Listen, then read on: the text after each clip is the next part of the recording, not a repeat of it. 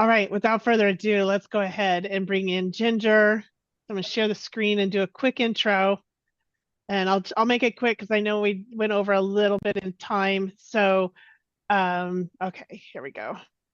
All right, so Ginger Gentile, she's done so many amazing things for this community and has really provided us with some very important tools. We've been talking about it. We talked about it yesterday. We've talked about it a little bit more this morning. I talked about it after my speech.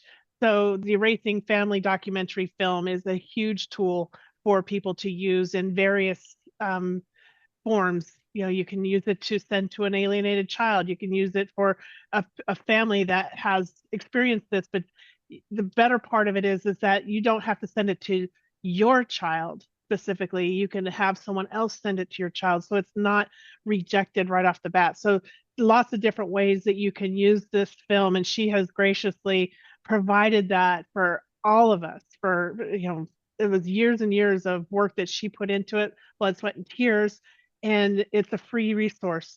So you can definitely use that. Everybody that's looking for the CLEs and the continuing education units, you need to watch the Erasing Family film as part of those units. So you can watch that for free on Tubi and YouTube, and you can also go to erasingfamily.org and you can watch it right from there as well. She's also the director of Erasing Dad. That's a joint custody legislation that has been enacted in Argentina. So she was actively participating in that particular area. She's the founder of Reversing Parental Alienation Coaching, and she was named the Architect of Change by Maria Shriver. So for all the work that she's been doing, she is the erased child whisperer, and she's been featured on numerous forms of media, including NBC, CBS, The Atlantic. The list goes on there. So Ginger, I'm going to go ahead and pass the ball over to you to continue on. Yeah. Thank you, Dawn. Just remind me how long do I have for the presentation? Because I'm fine cutting it shorter. We have a little wiggle room. So Okay. there is a 10-minute intermission between you and the next one. So if you need a little, couple 5 minutes so out. What's the total? 30 minutes, 45 minutes? I forget. I gave you 60 if 60. you need it. Okay, perfect. Yep. Okay. And then we can have Q&A with whatever you have left over. So let me see if I can share. Perfect. Thank you so much. So one thing about when I do these talks is I love getting questions. So if anyone from the panel or anyone from the audience has a question at any time, feel free to send that to the speakers who will get that to me. And I'm totally okay with taking questions as I go, but we will have tons of time for Q&A at the end. So this is Parental Alienation from a Child's Point of View, Valuable Lessons for Parents. I'm the presenter. I'm the director of the documentaries Erasing Dad, Borrando Papás in Spanish, but has English subtitles, and Erasing Family. And these two films really impacted my journey because I never thought I would do anything about this subject. This subject chose me. And the first one I did, Erasing Dad, which again is free on YouTube, it's told from actually the dad's point of view. And it is like a true crime documentary. Major trigger warnings I have to give. There are scenes of violence, of murder, of sexual assault in the film. And it's very much the dads are the victims, and the kids we don't even see. Because when I made the film, there was no way for me to get in touch with the kids. And then something interesting happened. Erasing Dad came out in 2014. You can probably guess what happened. Social media. And all of a sudden, and this was in kind of the early days of social media, so this was even before, TikTok and Instagram, but children were posting videos. And by children, I mean as young as 7. I can't see my sibling because the courts won't let us. The other parent won't let us. I can't see my dad. Judge, please change your court order. These heart-wrenching videos. And when I made Erasing Family, I was like, I can actually talk to the kids involved. So that really changed my perspective on this topic. Was when I began to see it from the children's point of view, I began to see that not everything was so black and white. And this idea that alienated parents have done nothing wrong, the alienator is evil, the courts are to blame, and the kids are just somewhere out there, right? Like a prize to be had. it really began to change me. And also, between making a racing dad and a racing family, I realized I was an alienated kid. And this is how deep it can go. I spent making a racing dad, I want to say about 4 years. I interviewed every expert on alienation who I could talk to. In Argentina, that's where I was living at the time. If you're wondering why I was in Argentina, watch a racing family, I explained what made me go there. And it never dawned on me that this was a personal story. And my husband was an alienated dad. And it just never dawned on me because I was just the child of a father who abandoned me and a very rough divorce. So I think that's how deep this can go for children and why reaching out to them with a label of alienation might not be helpful. So I want to give a warning and ask a question. So the first warning is that I have been accused as a coach of being harsh. And my presentation will hold no bounds. I do not censor myself when telling parents or children or professionals what they need to do. Some people love that because it's efficient. And I get hate mail from parents. I get about 3 to 5 messages or emails per day saying how much they hate me. So maybe from this presentation, we can up that to 10. But the reason why is because parents are victims, children are victims, but in some cosmic sense, we're all victims and we're all perpetrators. So I don't give certificates of victimhood. And the question I want to ask, and Dawn, if maybe you can look and see see what people answer. For the people who are here mainly as alienated children or abducted children or child victims, are you also alienated parents? And for the parents who are listening, were you an alienated child or suffered something similar, like a parent who died or were abandoned by a child or experienced incredible domestic violence? These are all related. And I was working with a mom yesterday who was like, well, I wasn't alienated as a kid, but my mother never knew her father growing up, and I don't even know his name. I was like, well, that might not be alienation, but that's definitely a pattern here. So if people just want to take a second, I just want to just read the room and get if people want to answer that question. I'm not going to call out names, so if someone wants to give that to Dawn. I'm looking. I know that we do have one of us that is both an alienated child and a targeted parent. Mm-hmm. I think she's still here. Where are you? There you are. Yeah, that would be Brandy. Yeah. Alienated child only for me. I'm a child, a stepmother. My own son was trafficked away from me, and I'm an alienated aunt. Anyone else? I don't see anything from the audience. Right. Okay. Okay. Grandparent or you know, you may want to include that or parent. Yes. Okay. Well, this is something to think about.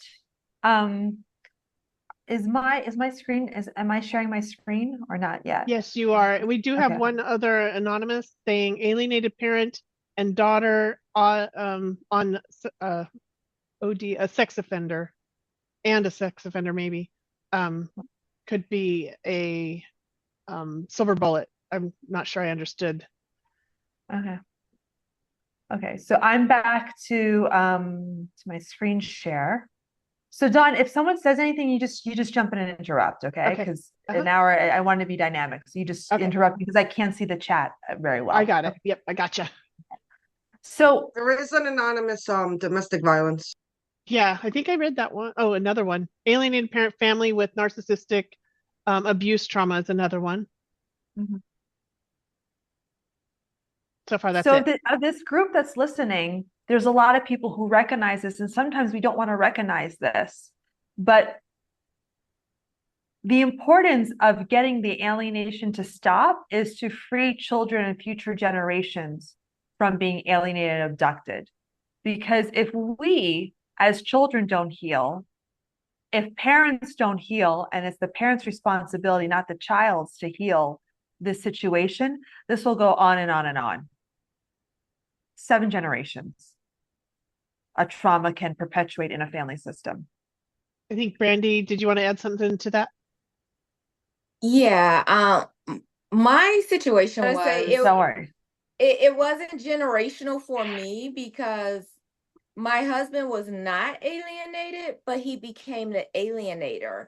I was brought up alienated, but I was not the alienator. So you married the alien. You married who alienated you? I literally married. My mother weaponized me and conditioned me. So we marry our mothers. I remarried my mother. Yes. Yeah. Now, what I would find interesting is it's probable that there was some trauma on your husband's side that maybe is not exactly alienation, but something that led him to that. What I have found is people from the United States in general are often very disconnected from their family stories. It's something culture that we have a very hard time seeing and a resistance to, but something to think about. But I would say that I've only seen this be a family pattern in 95% of the people I work with. Okay. So for this presentation, I'm asking the parents who are listening to see me as your child just for this presentation.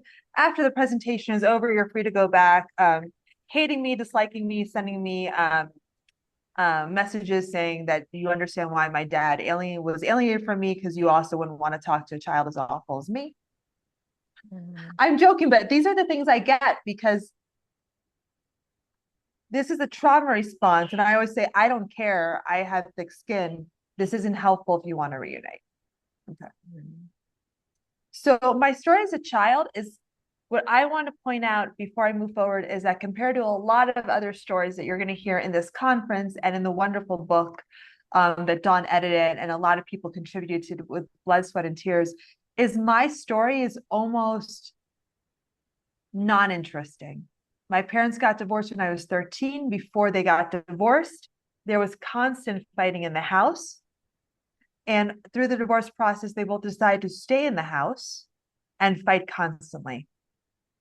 When the divorce finally happened, I felt relief, only to discover that things got worse after the divorce.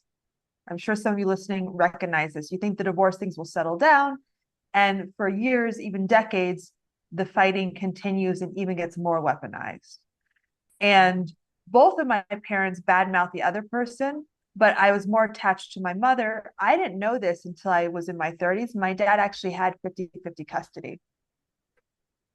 I had no idea. And then he decided to give it up. Why? After the divorce, my mom accused him of domestic violence. He went to a lawyer and said, we can fight this. It's going to cost you $100,000 and you'll lose.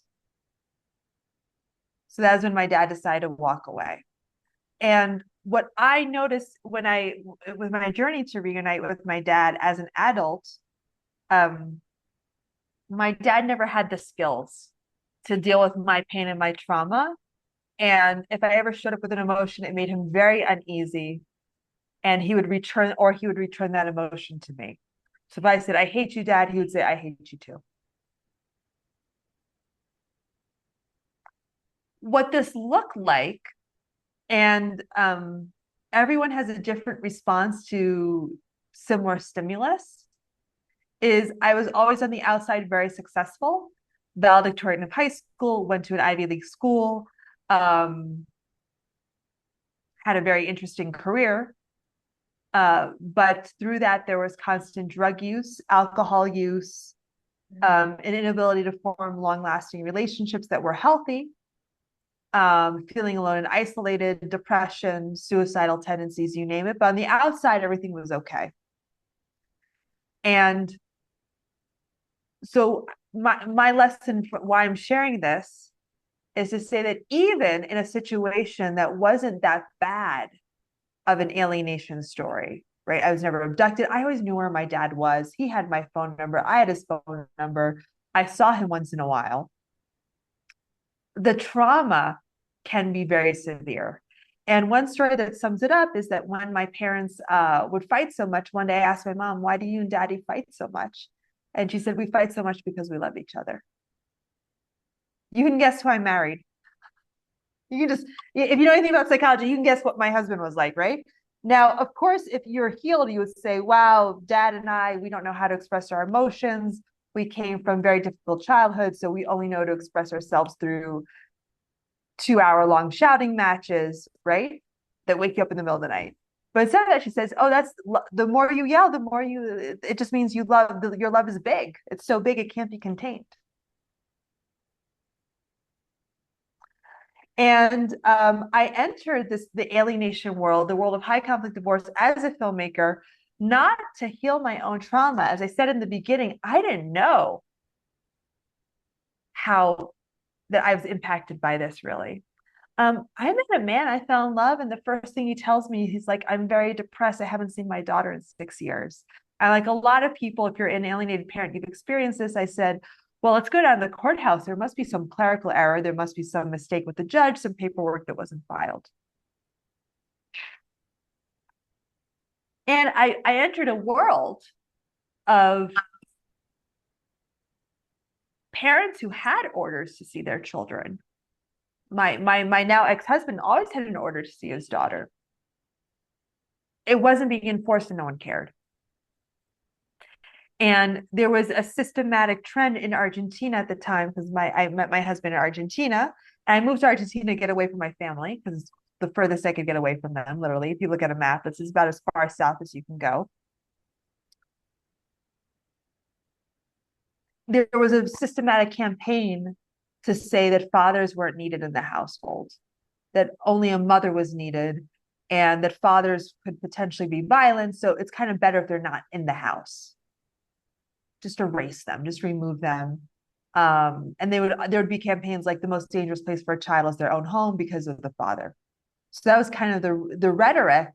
People themselves did not accept this rhetoric, but that was what the social work psychology complex was kind of telling people in pop culture.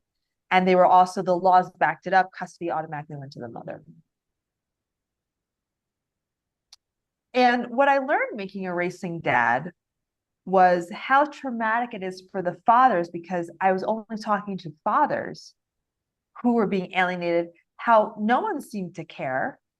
And in fact, if they said anything, they would get abused by society. Toughen up, you're a man. Men don't cry, men don't show emotions. Why are you so interested in your kids? Why don't you just have more kids?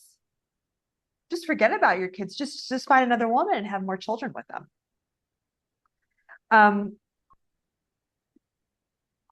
And that the help that was available to dads at that time was often like, you have to just go back to court. You have to keep going back to court. That's the only way. But the court system basically said, we don't care that you don't see your kids. So it's like the only solution was a long legal process that doesn't work. Or you give up.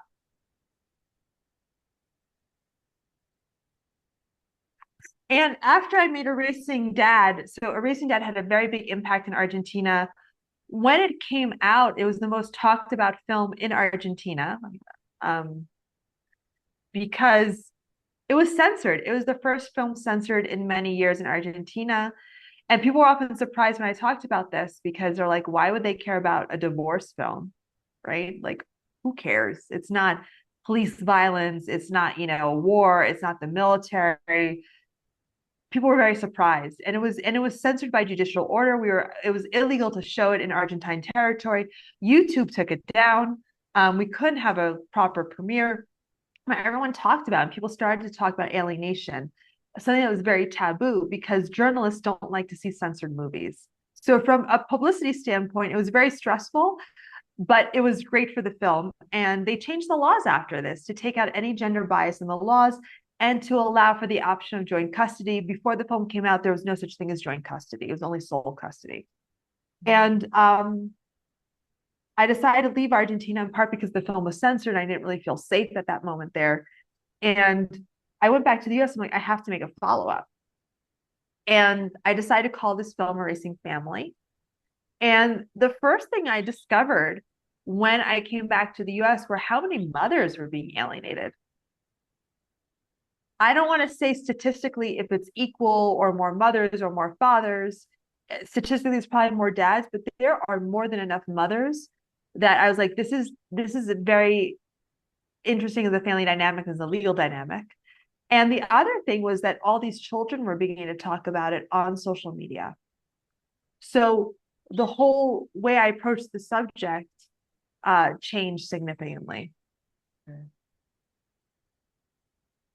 And what I also discovered making a Reversing Family is I interviewed tons of families. So in the film, and we'll see one of the protagonists later, Ashlynn, who's going to be speaking at this conference, which I'm very excited for.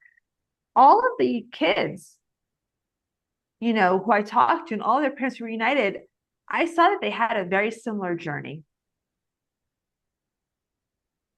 And it took me like 2 years to put this journey into a step-by-step process. But after Reversing Family came out, and that was, I think, in 2020, all of these parents began to contact me, asking me for help on their case. And at first I was like, no, I don't do that. I'm a filmmaker. I was actually working in another movie at the time, nothing to do with this subject. I was like, I'm not a coach. I'm not a therapist. And like, you should talk to somebody else. And parents insisted so much, I began to help parents. And now I do that full time with a team of coaches and support staff. So my career totally changed. I gave up movie making to help parents. And what I saw was that everybody who reunites follows the same steps in this order.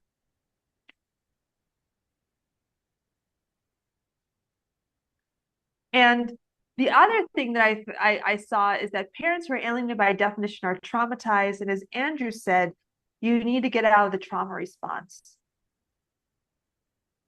in order for the healing to begin. But we also have to recognize that this is highly traumatic.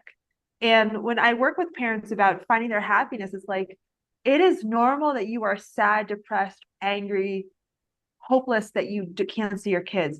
If you were okay, that's unhealthy.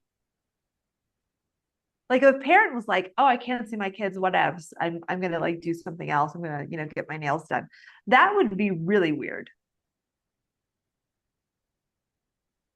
Now, the trick is to not let this trauma define your life, because you as a parent have a right to be happy. You have to show your child how to heal. You have to mirror this healing, because you can't tell them to heal if you yourself are not healed.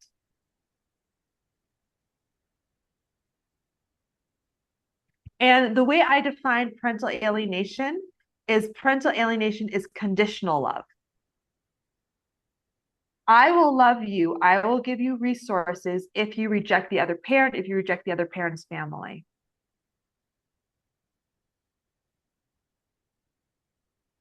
It's love with a condition. And we need to remember that for children, from young children to teenagers, but especially young children, parental love is survival. If they go against a parent, they will die. Literally. Evolutionary speaking, a young child cannot survive on their own. So if one parent says, for me to give you love, which also to the child is shelter, food, education, clothing, you need to do something, they're going to do it. And from an evolutionary perspective, we have to believe what our parents say. And Dr. Gabor Mate, who's an expert on trauma, says this very succinctly. It is scarier for a child to say that their parent is unhealthy than to blame themselves. So mom yells at me because I'm not perfect, because I didn't clean properly. That's safer for a child than to say, well, mom has a lot of trauma, or mom is unhealed, or mom doesn't know how to mom very well. That's very scary. It's easier to say it's all my fault, right? This is the stereotype of divorced children saying, I'll be good if you don't get a divorce, right? They blame themselves. This is a normal evolutionary response. But the cure for this is unconditional love. And that's showing up with an abundance of love, not only for your child, but for yourself and for everyone in this system. And that includes the alienator. And a lot of people say, well, I can't forgive my alienator. Or they'll say, well, I don't want my alienator to walk all over me. Unconditional love has nothing to do with forgiveness. I come from a religious tradition that does not require you to forgive anybody. That's Judaism.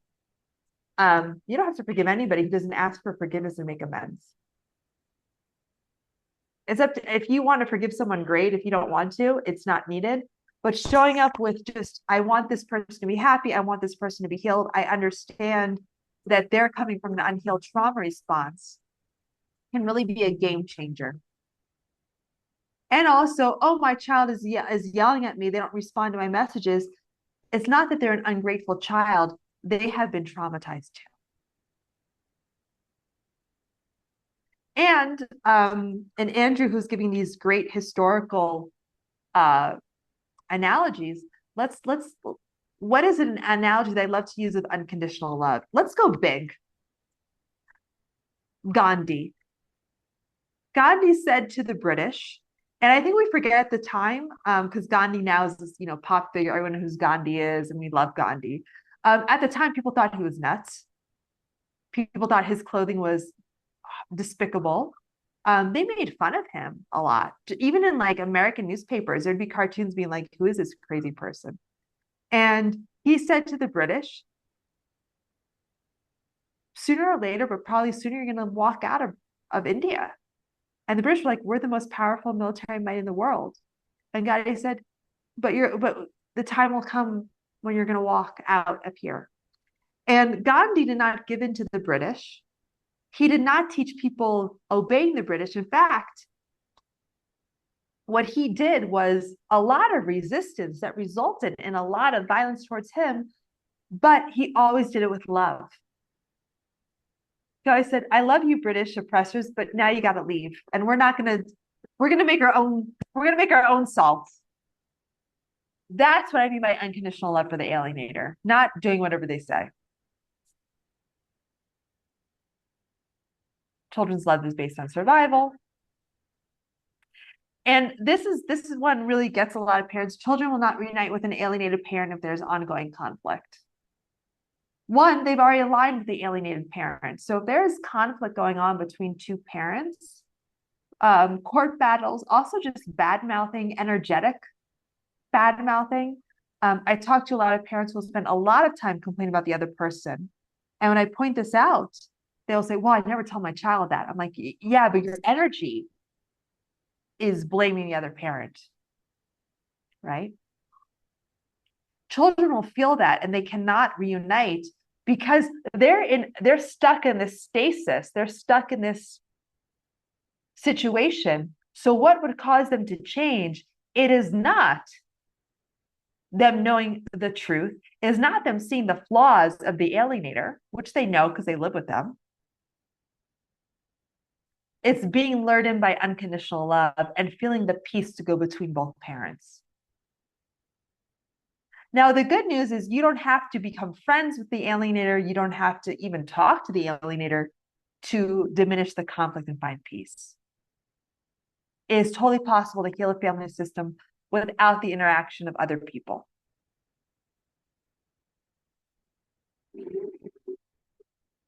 So from the trauma, parents lose their ability to make decisions. And they lose parental authority, and children will always reject weak parents because, again, love is survival. So parents will often say, why do they want to be with the abusive parent? Because the abusive parent is strong and can protect them. You are weak and can't protect them. In fact, the courts have verified that they're not doing anything either. Why would if love equals survival, why would I align myself with the weak parent? I'm going to align myself with the strong parent who can protect me. This is a very hard pill for a lot of alienated parents to swallow, but children will never identify with a weak parent. And but this is something that's also under control that parents have, is to make themselves stronger. And what I mean by when parents lose the ability to make decisions, there's so many parents I work with, they will fret over how to write a text message, how to write an email. Should I say good morning or good afternoon? Should I put 2 heart emojis or 1 heart emojis? They lose their decision-making authority, and therefore they lose their parental authority. Now, this is a trauma response, so this is to be expected, and no one should feel blame or bad or blame themselves or feel bad for this. But this will push the children away. Many parents facing parental alienation feel lost and they feel hopeless. They don't have a map to follow, they don't have a plan, and also they think that this will never change and their only choice is to give up. Because what society presents is you go to court, you spend a lot of money, and it may work or may not work. Most likely it won't work, or you give up. And what we teach is that there is a third way, a middle way, which is a Buddhist principle of you don't starve yourself, but you don't overeat. You eat the right amount to keep your body healthy. So there's a way to actively prepare for reunification, to reach out in a new way, to show up in a new way that does not involve court and doesn't involve pretending to forget about your children, which is impossible. So for those parents who are here, I want to lead you through a visualization exercise. For the children who are listening, instead of visualizing your alienated child, if you don't have one or if you don't have children, I would suggest you use your inner child at the age when this all started. So for Dawn, that might be a 3-year-old. For someone else like me, that might be a 13-year-old. And we often talk about inner child work, and I've been doing a lot of work, and my coaches and therapists are like, you need to heal your inner teenager. Your inner child's fine. It's your inner teenager that needs healing. So let's not think that it has to, that once we're 7 or 8, that this, we don't have an inner child. This is your inner youngster, right? So if you are an alienated parent, I want you to visualize your alienated children or child. If you are a child, visualize yourself at the age that this started. Again, if you feel open to this, if this is too much for you, do not do this exercise, okay? So if you have eyeglasses on, take them off. Close your eyes. Put your feet firmly on the ground. Feel this beautiful connection with Mother Earth. And we're going to take in a few deep breaths together. Deep breath in. Deep breath out. Deep breath in. Deep breath out. Deep breath in. Deep breath out. I'm going to count you down from 10 to 1. With each number I say, you'll become more and more relaxed, but you're always in complete control. You can leave this relaxed state at any time just by opening your eyes.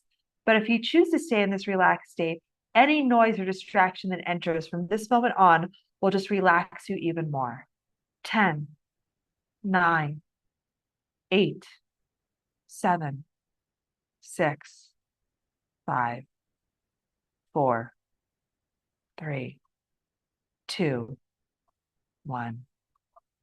Relaxing your face, relaxing your neck, relaxing your head, relaxing your shoulders, relaxing your back, relaxing your spine, relaxing your torso, relaxing your arms, relaxing your hands, relaxing your pelvis, relaxing your sit bones, relaxing your legs, relaxing your feet, feeling totally relaxed and perfectly safe in this present moment. Letting all thoughts that you don't need right now, leaving your mind, they'll be there when you get back. And now with me, I want you to visualize and feel as if you're on a beautiful beach, any beach that you want, and the sun is beating down on you and it's perfect. It's not too hot. It's not too cold. You feel the sand beneath your feet. You hear the waves crashing. And as you're walking, you feel the sand crunching. Maybe you hear birds in the distance. And as you're walking down this beautiful beach, in the distance, you see a figure. This figure to you is your inner child at the age the alienation started, or if you're an alienated parent, your actual child or children. And when you see this child or children, Their eyes light up. They're so happy to see you. And they run over and they give you a big, beautiful hug. Doesn't that feel wonderful? You can smell their hair. You can feel how happy they are to see you. And I want you to memorize this feeling. You're allowed to feel this feeling at any time. You can always go back to this feeling. You can always come back to this exercise. And as you're hugging your child, it feels so good to hug them. So good. Or you're hugging your inner child or your inner teenager, saying, it's going to be okay. It's going to be okay. I'm here now. I'm here now. I can give you everything you need.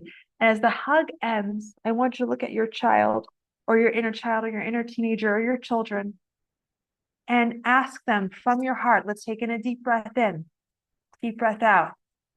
Very important. If you need to put your hand over your heart, you're going to ask them from your heart, not from your brain. Your brain is turned off right now. We only feel heart to heart. Ask your child, your inner teenager, what do you need from me right now?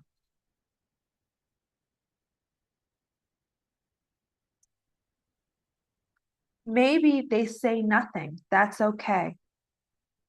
Just ask again, what do you need from me right now? Ah, it's okay to yawn. Means there's an energy shift. Beautiful. If they tell you anything, say, if they didn't say anything, or if they said something, say, thank you for letting me know. And if they let you know anything, say, anything else?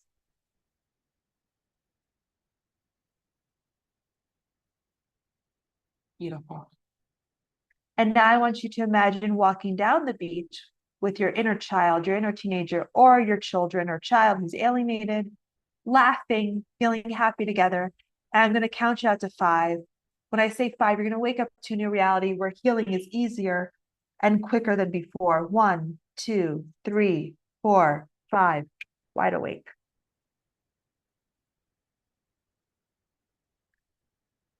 It is totally normal if you are, so for sometimes if we're doing this with our inner child, we might feel nothing. When I started to do this work, I was angry at my inner child. I actually told her to go F herself and that I wasn't going to take care of her. You know, I was like, it's not my fault that mommy and daddy messed up so much. You're on your own, kid. So this can be a process. There can be a lot of resistance. For the alienated parents, it is very common not to feel anything, not to hear anything from your kid. It's also very common to hear, I need space. I've also had parents that have gotten a laundry list of things that they need to do. Does anybody want to share right now any reaction that they had from this exercise? From the people who are listening, or also from the people in the group? If you want to drop in the chat, or Dawn, if you want to share that, that would be lovely.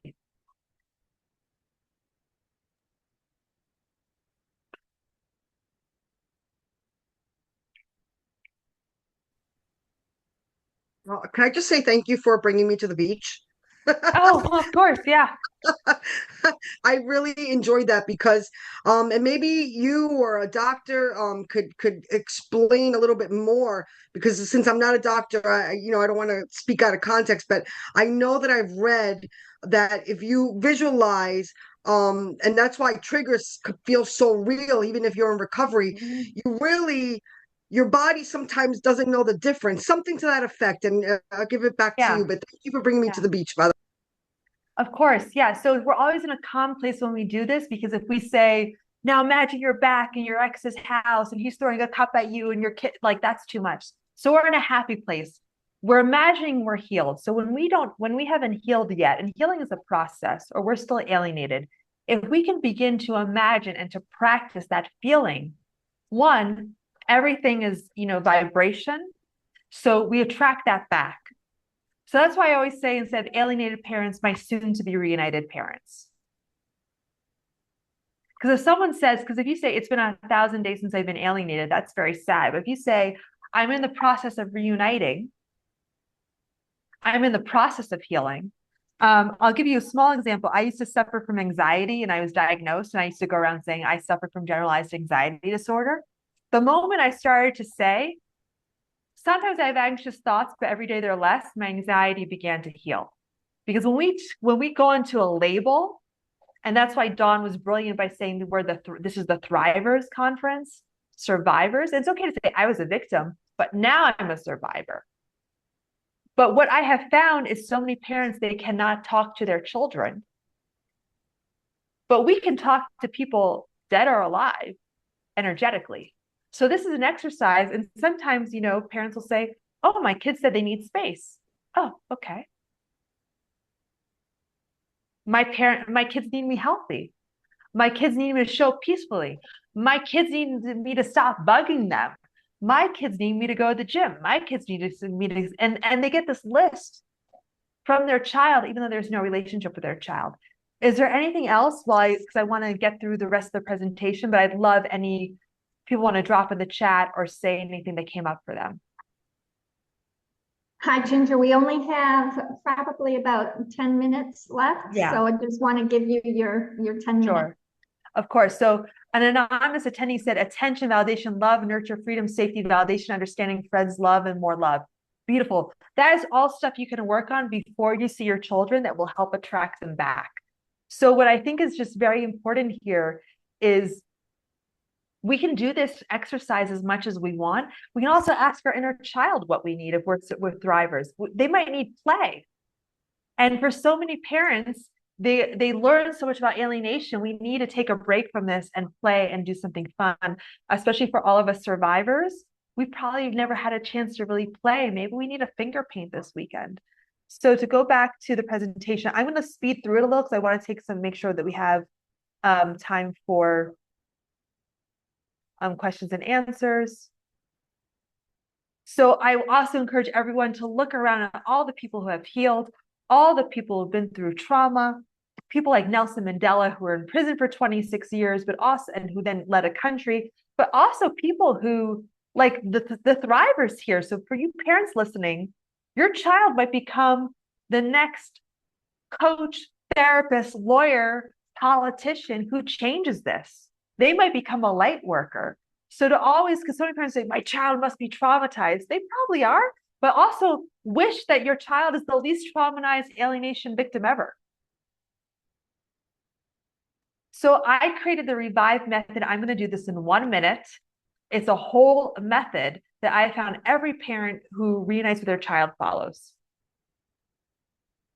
Releasing the trauma response. If you are traumatized, you cannot think clearly, you cannot be strategic.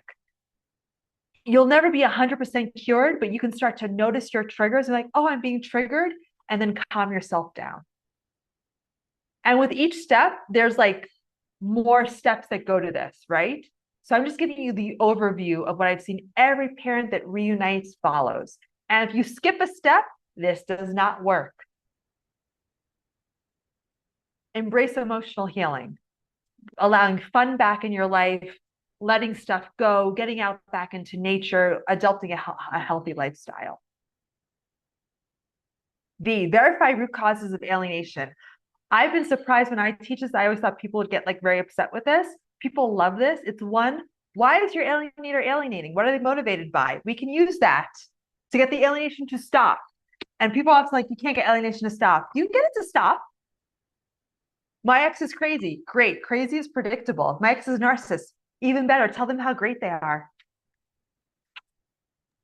I've had so many parents who are now friends with their alienators and can talk to them because they're just like, oh, yeah, I'm so impressed by your opinion. You're so smart. Thank you so much for responding to my email.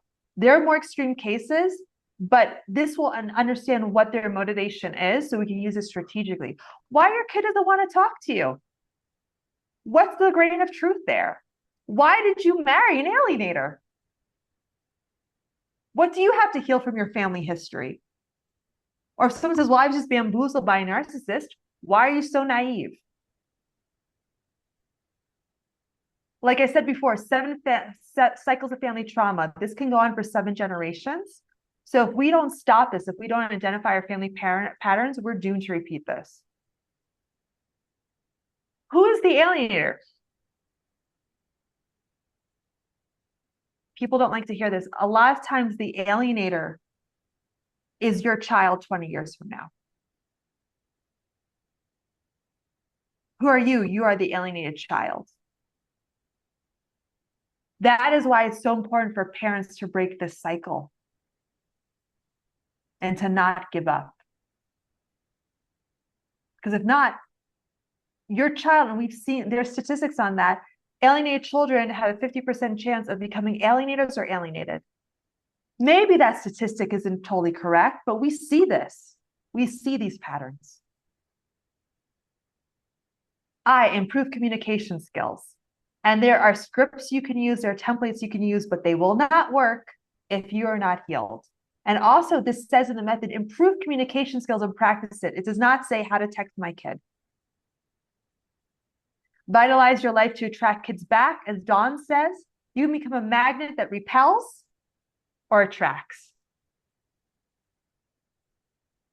Then E is execute a reunification strategy that works. Everybody wants to start here. All the parents who work with me, they say, how do I text my kid? How do I do this? I'm like, whoa, we're on week 1. If you skip the steps, they do not work.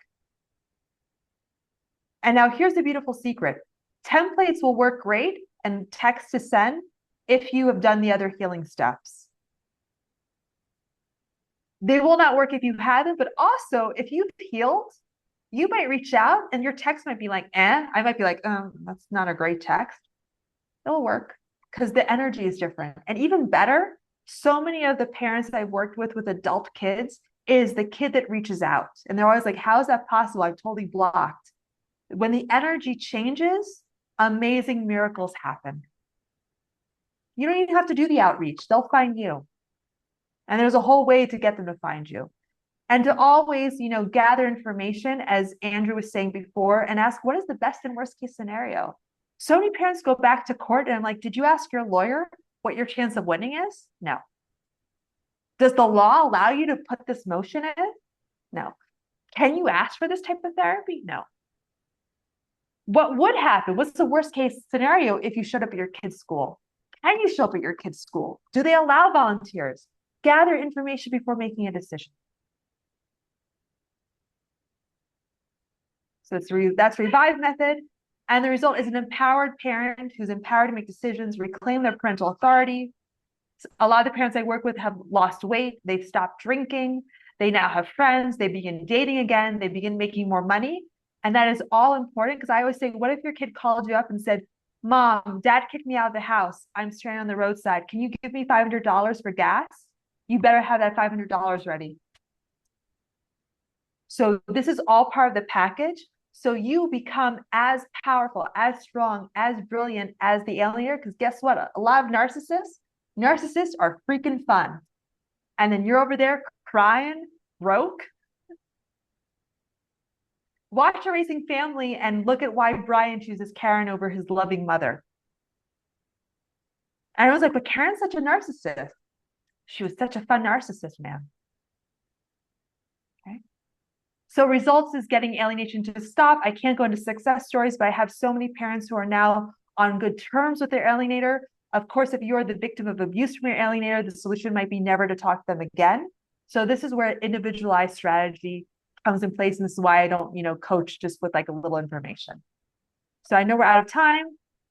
Kids want to see you happy and healthy. I don't have time for the professionals, but I will say that what's wonderful about these in communication skills and relationship skills and how to deal with abuse in general is that even if someone is not alienated, these skills can be used with a boss, with coworkers. Improving your communication skills you can use even if you've never been alienated. So I'll just end here. And I know we have 2 minutes left for questions. Yeah, we so do. I will just end. Yeah, so I just want to end on the last screen. Okay. So people get my contact information. So this is the other book I did with Dawn. The Reversing Family. You go to reversingfamily.org with all the links. You can embed it. You can show it for free. You can invite 50 people over and show it. And this is my contact. I do not coach over email. I also have a rule, and Andrew, and like when I work with my kid coaches, because all the coaches I work with are ex-alienated kids and parents who are reunited. If someone contacts them outside of the program, they tell me, and I tell them, I'll kick you out of the program, because boundaries are so important for us as survivors of this, to have firm boundaries. So that is, by doing the steps, you will see a change. But just giving advice, and I will say very quickly, we don't have time, but I had a very bad incident where after that, I'm like, I'm never coaching over email again, because if you don't know the whole story, you can give people advice that's actually worse. So this is if people want to contact with me about press, speaking inquiries, or to learn about how I work, but don't say, this is what's happening, what do I do now? So Dawn, I know we have 3 minutes left. I want to be fair to the other speakers. So Q&A. Yeah, And thank you so much for having me here and putting this together. Thank you. Yeah, that was good. Someone responded, and I think it's from some of your earlier conversations. They were giving the attention, validation, love, nature, nurture, freedom, validation, understanding, friends, love, and more love. More love, that's the key right there. That was from the exercise that we did. And that's what your kid needs. And if nothing came up from your kid, that's okay. Keep doing this exercise. And then whatever your kid says they need, you should do that if it comes from your heart, not from your head. Oh, I think my kid needs me. No. Heart. And they just might see, Mommy, show up as you. Yep. And then Joanna responded, as a formerly alienated parent, I agree 100% with self-love, self-care, and trauma healing, psychoeducation during the alienation period. Amazing response. Thank you, Joanna. Thank you. And that is all the questions there. Anybody in the panelists? Let's open it up for the panelists now.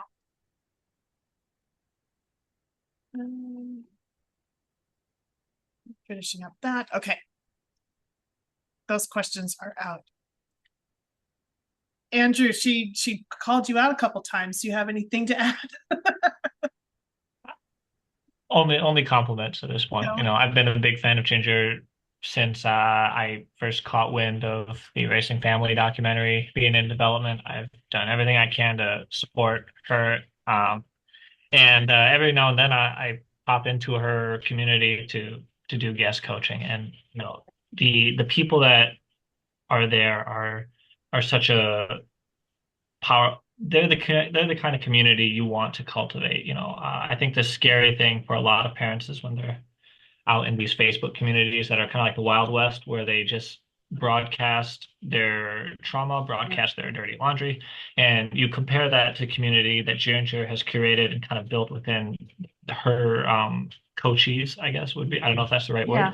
And you notice there's such a powerful difference, because those parents have much more tools to reunite versus the ones who are unfortunately engaging in practices that could damage their reuniting journey. So much love to Ginger, and powerful presentation. Thank you. Thank you, Andrew. Yeah, it's so important going through this journey to celebrate the wins, no matter how small. So I got to the gym, that's a win. And in our community, people will put that in, like, oh, I got to the gym. Oh, I stopped drinking. Oh, I got a job. Oh, I helped the neighbor out. Or one woman, it was the hurricane. She bought the last rotisserie chicken at a Publix, and she was like, I saw a mom with 3 kids. I gave her my chicken. And we're like, that's a win, because you're being generous, right? And these things build up. And that's also if you're a parent who has some contact and your kid reads your text message or answers you back, celebrate that. The worst thing you can do is say, well, I still don't have 50-50. Like, I worked with a dad who was like, I have 47% custody time. I was like, you went from being completely alienated to 47%. He's like, well, 50% would be more fair. I'm like, celebrate the win, right? Yep. Yeah, very powerful. That in the concept of energy and that positivity, I can see why your environment would be very helpful to parents. That was really powerful. One other thing I'd like to mention too is I love the comment you made about parental alienation equals conditional love. And that is so true. That really rang true for me. So I liked how that was phrased, that it is conditional love. What we as children always need is that unconditional love. Yeah. So and it's so much easier than these long academic definitions. of like, there's this 5-step process and these all things. Because I feel that there's so much time spent on diagnosis, and there could be a range of issues that cause parent-child contact problems. And that time should be spent on helping the family heal by teaching them how to communicate. Instead of being like, is this alienation or is this estrangement? Is this a grade 3 alienation? And I'm just like, this family needs help. And 2 years of people coming in to do assessments doesn't help. But someone else had a quick question. I know we're out of time. No, I just want to say that what I did notice from your style, it's very effective because I see that you're no nonsense for action. You're like no talk, action. And that's the sense I got from your time here, and I really appreciate it. I'm excited to see the movie because I have not seen it yet. So congratulations in advance, and thank you for putting action to the diagnosis. Thank you so much. Awesome. Thank you for mentioning the film, because next is Ashlynn Lerner. She is joining us. She is one of the main characters in the film. So let me share. Oh, I almost hung up. Ooh, don't do that. Wrong button. Let me open this up and talk a little bit about Ashlynn. So, all right, can you guys see my screen? Yes. Yeah. All right. So this is such a beautiful story. I love watching Ashlynn and her family, so I kind of geek out about this a little bit. But Ashlynn is best known for being one of the protagonists in the powerful film Reversing Family, which chronicles her emotional journey to reunite with her father, Dizzy, after being her father's name is Dizzy. Let me pause and say that. After being alienated from him for over a decade. Through her resilience and determination, Ashlynn's story has inspired countless others affected by the complications of divorce and separation. I'm really excited to have her here. We're pressed for time, so I'm going to go ahead and pass it over to her so she can use this time to share with us all the beautiful things that she has to share today. Hi, Ashlynn. Hi. Thank you so much. Great to see you. It's so good to see all of you guys. This is so heartwarming for me. I'm not a great public speaker, but we're gonna try it out. So I have with me our wonderful, amazing book that we've all put our blood, sweat, and tears into. And I wanted to read my poem that I did, and I also have a little something to say afterwards as well, a little speech I wrote up for you guys. So it's called The Fool's Journey to Enlightenment. And I wanted to start out with a quote that I used in the Reversing Family film, even though it's different now. Many years have passed and things have changed. But yeah, so I've never known a life where one parent wasn't missing. I heard all the horror stories, hate-filled remarks, children are always listening. A young girl some would call a daughter. No one blinks twice even though she's missing her father. Anger is misplaced because sadness had nowhere to go. At first I believed what I was told because my mother would know. When I was 10 years old, my mom pursued an adoption. Against my choices, my real father wasn't an option.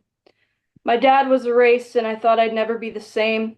Hurt turns into anger, which then turns to blame. Through trial and error, my anger almost won, believing false truths like my father only wanted a son. My reality kicked in when I chose to think for myself. I discovered new truths. I stopped hanging the dream of my dad on the shelf. Sometimes there's two sides to what kids get to know. I would have missed out on a lot had I didn't decide to grow. When I turned 18, I went on a search for my dad through 2 states, not knowing what I could have had. I jumped on the chance for an opportunity. I wanted an explanation. I had expectations it would heal me. He was a gentle, kind, and loving man, and from what I heard growing up, my life felt like a scam. All these years I spent hating and hurting. It took years to trust anyone, and I'm still learning. I was alienated for over a decade of time. Not knowing my dad wanted to be there truly felt like a crime. I was robbed of missed chances and core memories, brainwashed to think a part of me was my own worst enemy. Years have passed, and my dad and I have traveled many lengths, having the hard conversations, understanding our boundaries and learning our strengths. Be the change you want to see in the world, my dad said. Remembering my reality is better than the long-lasting effects that are still in my head. Children are not pawns to broadcast your anger or your entitlement. Learn from my family's mistakes. This was the fool's journey to enlightenment. And after filming Reversing Family, I've reunited with my mother, and one of my siblings has actually reunited with my dad after over a decade. And I really liked this little last part. It was an incredibly long road, and I always said it could never come true, but the reality is you write your story, no one writes you. Just love that. It's like comment, the quote of the year, that you write your own story, it doesn't write you. So beautifully, beautifully written. Thank you for sharing that with the book and being here. Yeah, so you said you might also have something else after your poem. That was her poem, by the way, that was in our book. Yeah, I do. So I just wanted to, throw it out there in the open after yesterday's conference and today's conference. I have never been more grateful to walk this journey for the first time in my life with a tribe of human beings that all share a very unique and individual experience, but yet all very so much similar and so close to home. It's really incredible to be in a place in your life where you know you're in a place in your life where you know in your heart that you have become the adult that would have protected yourself as a child. Because now here we all are in unity, doing our part to protect the generations after us. What courageousness each and every single person here has to speak up. You're feeling very much silenced. When I was in my late 20s, I discovered that having an important family member erased from your life was a generational curse in my family. It was going on for about 4 generations on my mother's side, which is crazy, right? But it's wild what becomes normalized when it's all that you know. Healing is so complicated when your reality has been shifted the vast majority of your life. You can imagine my shock when I was told that my dad wanted nothing to do with me and that he was dangerous. And I was told that for the longest time. And then you fast forward to like a decade later, and this guy's baking me a cake in a woman's apron and dancing around to 80s music in the kitchen. The funny thing about the human experience is that we all look through a life through a certain lens, and regardless of what that looks like, it's just kind of hilarious to me that, my dad was this big, scary, dangerous person, but here he is dancing in the kitchen to 80s disco music and wearing a lady's apron. So scary. But I think the funny thing about the human experience is that we all look through life through a certain lens. And regardless of what that looks like, you will typically encounter people in your life that will challenge your thoughts and keep your heart open enough. You may be able to even have rediscoveries of who you are and what it is you choose to believe. I never imagined that my brother would come around. Seeing how much that I changed over the 8 years of no contact is actually what inspired them to reach out to my dad, because my dad was who came to mind when they asked me, how did you change so much over the years? Like, you're a completely different person. And my father would have never imagined that there would have been a day where I came home. Nonetheless, my brother. And so it was a decade without me. It was almost 2 decades without my brother. The long-term effects of this pain is very unique to each person who experiences it. However, we are no longer alone in that, and I'm grateful to see us be the change that we want to see in the world, creating a ripple effect of cycle breakers. That way, the next time someone says, oh, this is normal, it just runs in the family, we can be the person to say, this is where it runs out. We're not only the directors of our own story, we have become a unified voice, shaking the course of generational trauma. Children are not weapons. It is no longer nothing about us without us.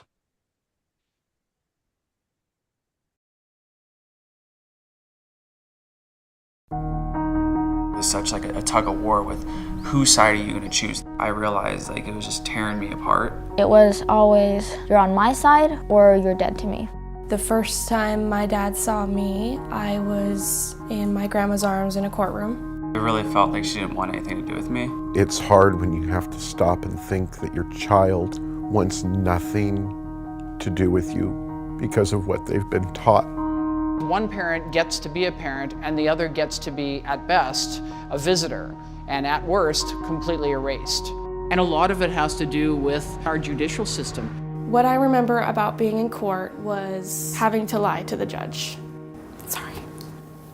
It destroys lives, it bankrupts people every day, it tears children from their homes, and just so happens to be a $50 billion a year industry. If you don't pay your child support, you're gonna go to jail. Walter Scott decided to bolt from his car. Court documents show he owed more than $18,000 in child support payments. These fathers are not deadbeat, they're dead broke. Nothing I said mattered. None of the evidence I brought forward mattered. The judge wouldn't even look at it. He's nothing like I was told he was. If there's 22 million adults dealing with this, that's over 22 million children. And the mental health consequences are severe and long-lasting. It's heartbreaking to me to see how many of you are dealing with this. My dad was erased from my life. It's happening all over the world. This isn't a father's rights issue. It's not a mother's rights issue. It's a human right issue. My daughter here and I have been alienated from each other for the majority of her life. She called me and said, "Dad, it's time to move home," and she came home. If the court worked in a way where there was 50-50 custody, I'd be happier. I wouldn't feel a void because I've never known a life where one parent wasn't missing. A new bill would make default custody 50-50. How come we don't have shared parenting in the law? It's called special interests. We need more clarity in law to support what is best for children, shared parenting, and this helps move in that direction. I want to show people that it can have a happy ending. In about 10 minutes, we're going to leave for the courthouse so I can legally readopt my daughter.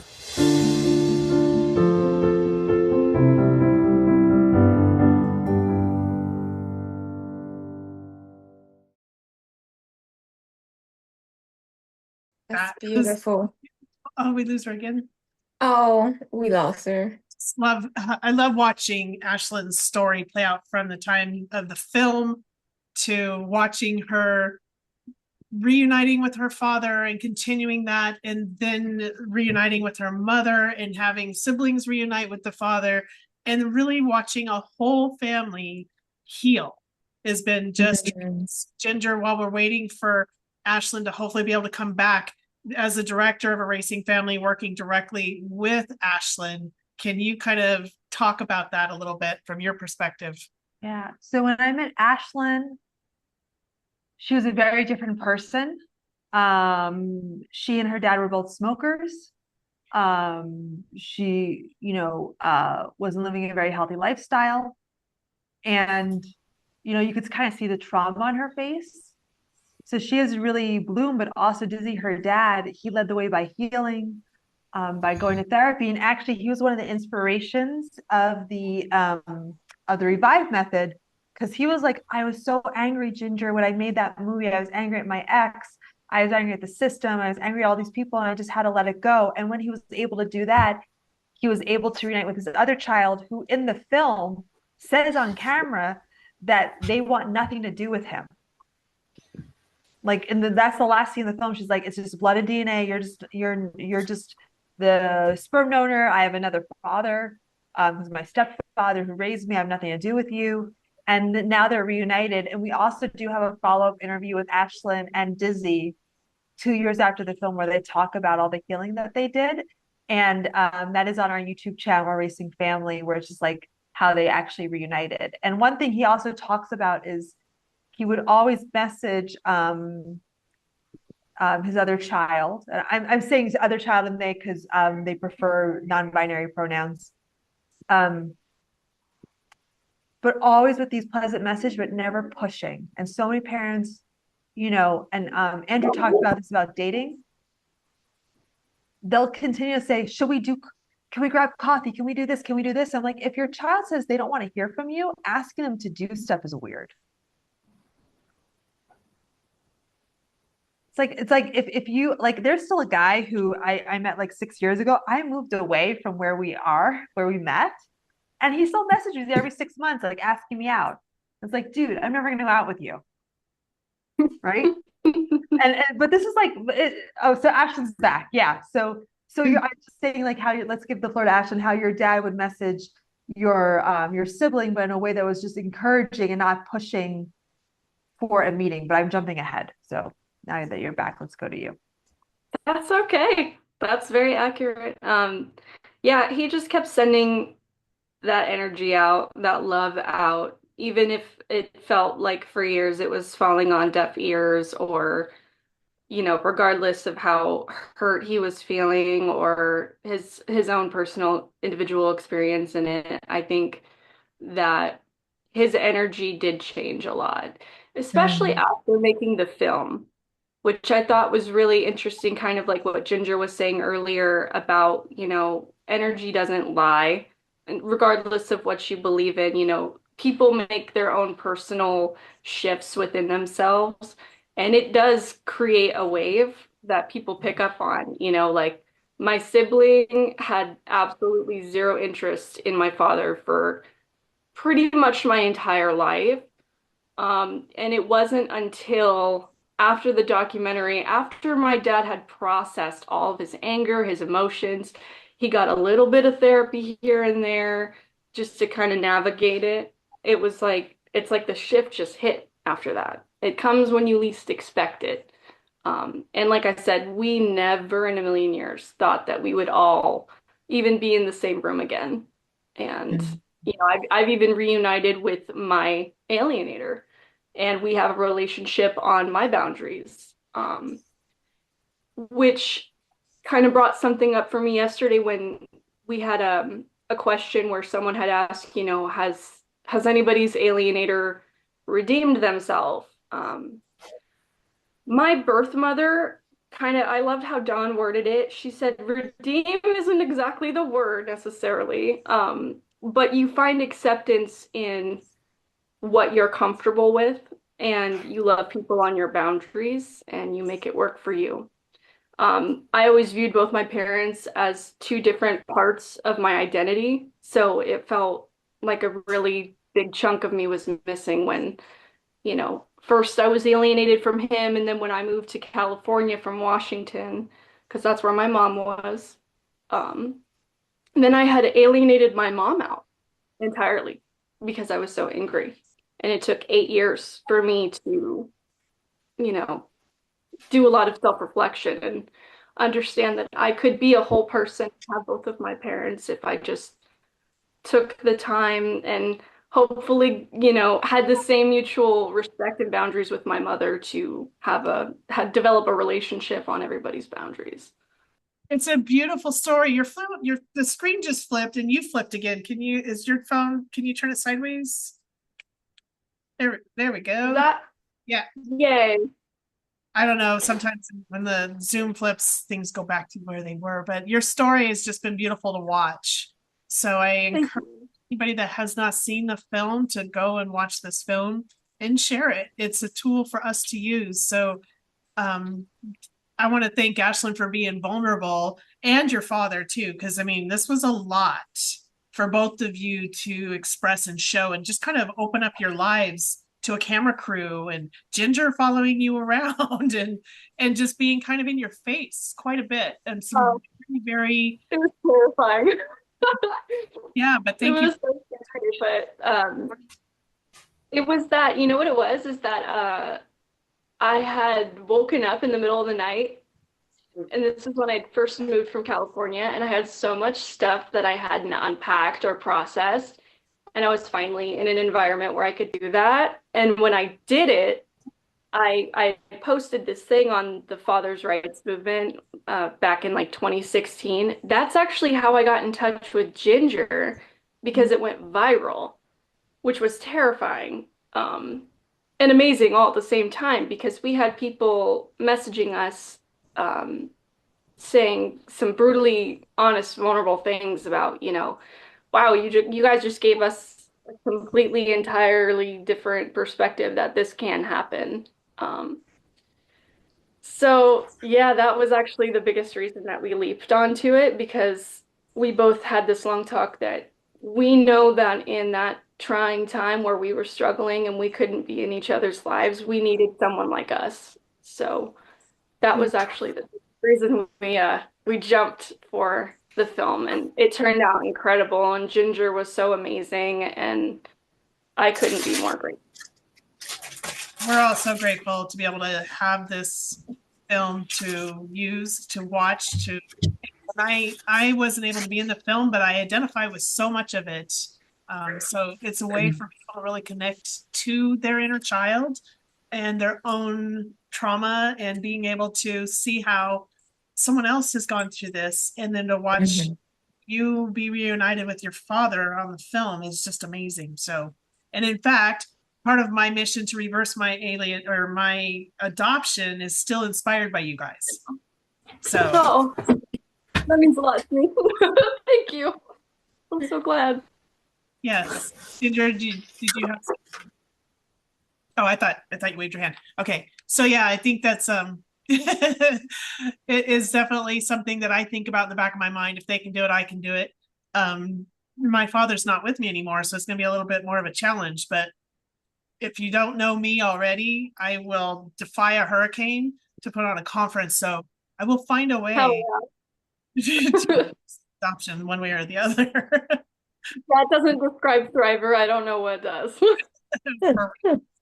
Yeah, a room full. Ashlynn, I just want to say that was a beautiful poem, and your story is encouraging to me. I'm not ready to be part of my alienator's life right now, but there's hope down the road, right? Nobody knows what can happen. And I'm also trying to figure out how to reverse my own adoption as well. Oh my gosh. Because that was taken from me, and I want to have my real birth certificate with my real parents on it. And when I was at Service BC the other day, there was a lady that was there helping me. She said, "We got to order your birth certificate." And I'm like, "Okay, but this is not really my birth certificate. It's a fraud." And she's like, "Oh yeah, well, this happened to me, and then my dad died, and I wasn't able to get it done reversed and all." So it is out there. There are so many people that I was like, right there, we had such a good connection that I want to go in there and just hang out once in a while and say, "Hi, how you doing?" But people are now becoming more aware, and it's exciting. It's painful, but it's exciting. And I remember watching you too, and I thought, wow, like I want that, and I have that now finally. So it's good. It's to see this progress. I love it, and I love the fact that you guys, you're so young, right? The early intervention, like all that, that's what's needed. So thank you for inspiring me and Ginger for making. Yeah, I really think that the potential of what we can create by reversing some of these adoptions and setting some of the records straight, I think is going to be very profound. But like you in our stories, we just keep finding out more and more how many of us have the same similar stories, the same events, or vice versa. Like there's so many interconnections between all of us where we can relate to each other in so many ways.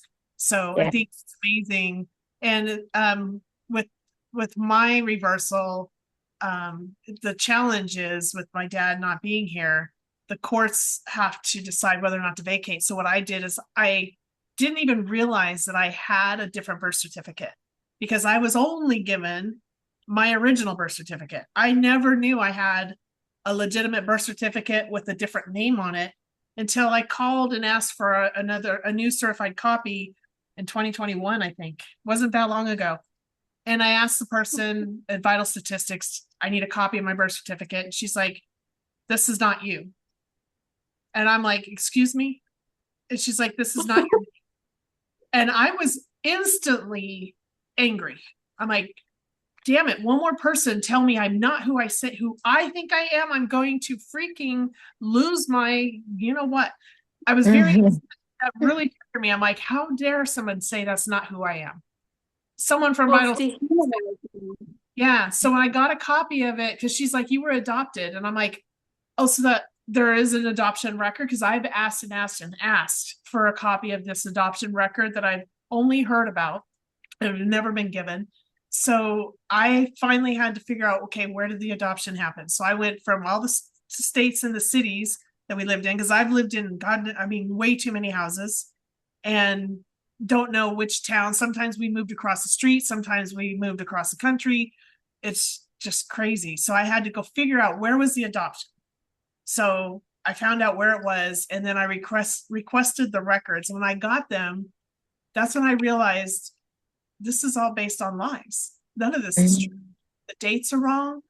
So I'm going to use that information to petition the court to vacate the order, is what I'm going to try and do. So I have to do it a little bit different because I don't have a living parent in the other one. I mean, I could sue and try and go that route, but that's a lot of energy. And so I would petition the court to vacate first. And so, yeah, that's the mission. If I can do that, then that will open up precedent for all children in the future to be able to say, I want to know who my biological family is, regardless of what the court says. The court might put on a piece of paper that this is, because my birth certificate, I made them put my dad's name on it, but at the bottom it says who my stepfather is, that he is the legal custodial parent or whatever. And that makes me even angrier. Like, I made sure that when I asked for my birth certificate, that my parents were not on there because it's not the right one. Well, like the adoption, right? Yeah. But they put a note at the bottom.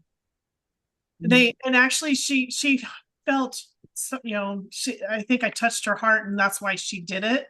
And she's like, that's the best I can do. His name still has to be on the birth certificate. So she put my dad in the fields up above, but at the bottom it still says who the legal parent is. And that's what I want removed. I need that off.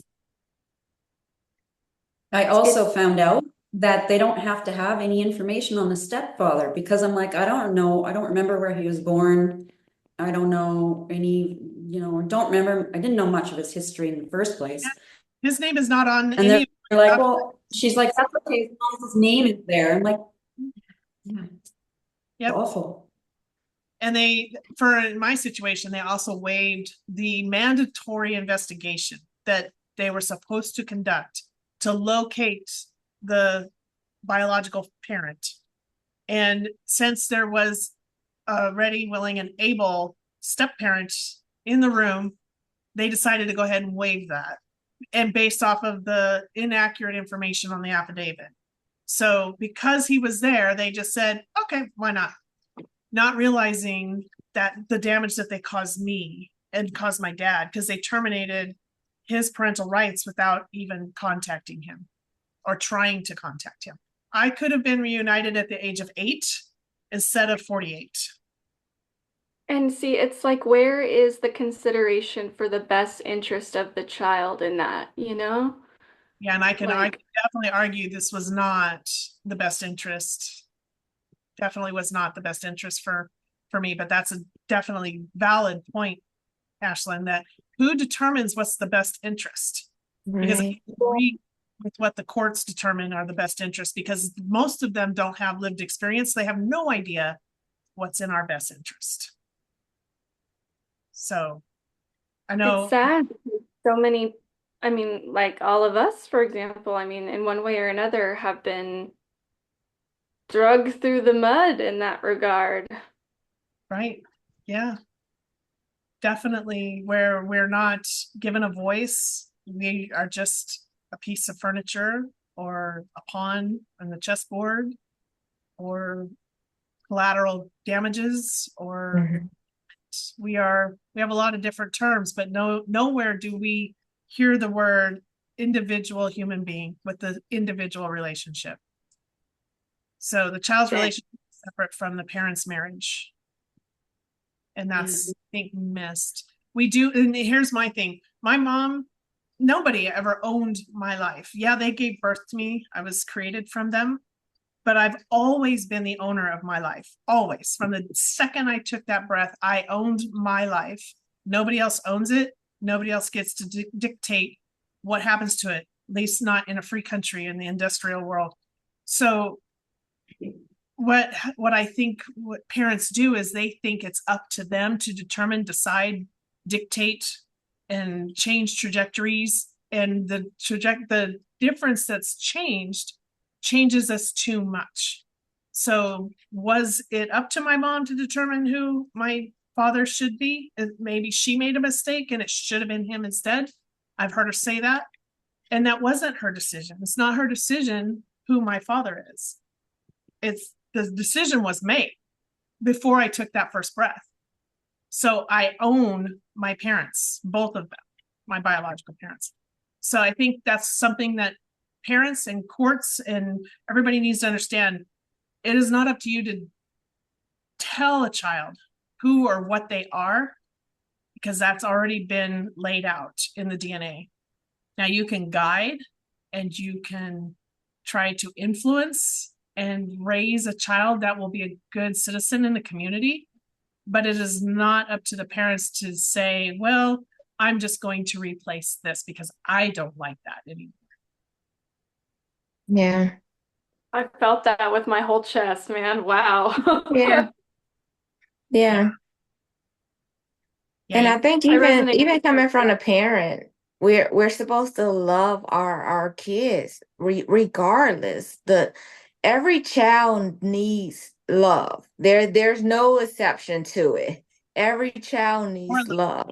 And it's sickening that you have some parents that they decide ego, power, and finances come before their children, or you have courts and professionals thinking they know more about what's best for the child, except for what's best for the child, which is love. So all around, we're failing our children, and that's why it's so important in this conference that we have the lived experience. We have the times we were alone and crying, not understanding why we couldn't love and be loved by both our parents. We know what that felt like, but we still survived, and now we have all thrived through. All of us have a story to say. It's not perfect, but we're here, and we're fighting for us all. So I don't know how much to say, but love, love, love. Let's go. More love.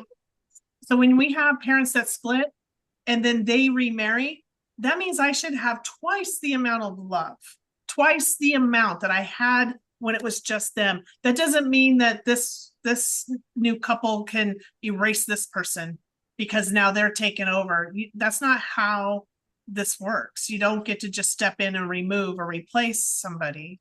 So we need more love. And if I had a step parent who was loving, that also allowed me to see my real parent, I would have had more love. There was no reason for me not to have more love, because that's really what I missed out on, is more love. What we lose is we lose community, we lose our tribe, we lose a bunch of people that can be okay. It doesn't have to be this devastation of divorce. It can be, wow, now I have more people that love me that I can love, or whatever, more people to ask for help with. That's what a community is. And we've been so isolated as alienated children, but also societal. We're just kicked around, and when you've been a ward of the court, it never goes away. It seems like it's just always there haunting you, because now you can't get the help you need, especially not in Canada. At least that's what I'm finding. Yeah. So yeah. There's a image out there, and I know most of us have seen it, I'm pretty sure. It's got the child standing in the middle, and then it's got mom and dad on either side, and then it's got stepmom, stepdad on the other side, and they're all wearing a shirt that says this. And I absolutely love that, because it shows that they're all there for the child, and the child is centered. that it's everything centers around the child, and that's really a perfect scenario where the children have love coming from both directions, and nobody's been taken away, nobody's been removed. They have access to more extended family now, even more extended family. So that can't be all bad. Anybody else have any? Oh, Jeannie, just a quick comment to Ashlynn. Thank you so much for sharing and for being vulnerable and doing the film, but for the journey that you have done. We truly respect so much your challenges that you are in and overcome. I had seen a particular Facebook and little image, I guess a quick video, and it was of a wedding, and it was just a few moments where the father, you thought it was the father walking down the aisle with the bride, and he stops and he walks all the way up to the front while the bride is standing there. He got the stepfather who was there and brought him back to walk her down together. Now, in my mind, that, that gesture alone, that acceptance, that blended understanding. So, he said, I was not always there, but I know, someone else was able to not fill my shoes completely, but to be there with her. So that, to me, if we can all get to that point, right? I mean, we understand marriages, some of them, and life is what it is, but to have that blended, rather than the alienation and the unrest, but it's that unconditional love. Yeah, definitely. That was beautiful. I saw that one too. That one teared me up.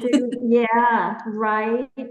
Beautiful. It just reminds me, of what we're doing, what we're speaking of, what is lacking, and where we want to go. Sometimes you have to have that vision. Well, what is it? It's the beautiful vision, the vision of Dawn reuniting with her father, and who else, the poem and everything, that the video clip, and each one of you, just to get to that point of at least some type of closure and happiness.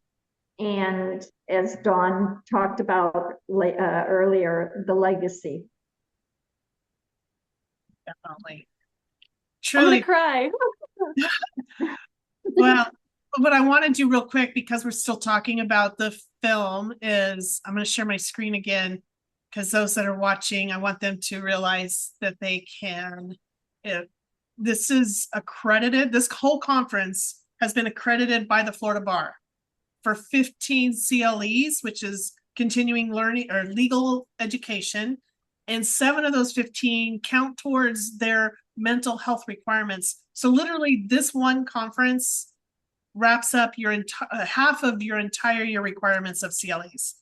Now, you may not be a Florida Bar licensed attorney, but if you might be in a different state, or you might be in a different industry, you might be in a different country. If you're whatever one of those entities allows you to self-report because you attended a conference like this, then you can also claim the 15. The criteria is to attend both days and to also watch the Erasing Family film. So the Erasing Family film is available on YouTube and also on Tubi, I believe. And if you go to erasingfamily.org, you'll see the Erasing Family there as well, the documentary. So you can watch it from any one of those locations. Lots more information about the film on the website as well. There's been some red table talk with Ashlynn and Ginger attending and speaking to Jada Pinkett Smith and Willa Smith and Grammy, and that was and actually your dad was on there too, right, Ashlynn? And my birth mom. And your birth, that's right. Yep. I think she was there virtually. She couldn't attend in person. Yeah. So the lots of information that you can see there on the website there. There's a silent epidemic destroying families. It's called parental alienation. When a parent viciously turns their child against the other parent, over 22 million families are going through it, including ours. This is really personal to us. I'm an erased aunt. You're an erased cousin. Whoa. For the first time, legendary music producer Teddy Riley reveals why he hasn't seen his son in 3 years. What's going on with your son now? Listen. She didn't speak to her father for nearly a decade. It was always, he's not good for you, he's selfish, he abandoned you. Now they're at the table. She sent a message that said, "You're nothing to me, don't ever reach out to me." Together. What made you give away your parental rights? I abandoned my kids.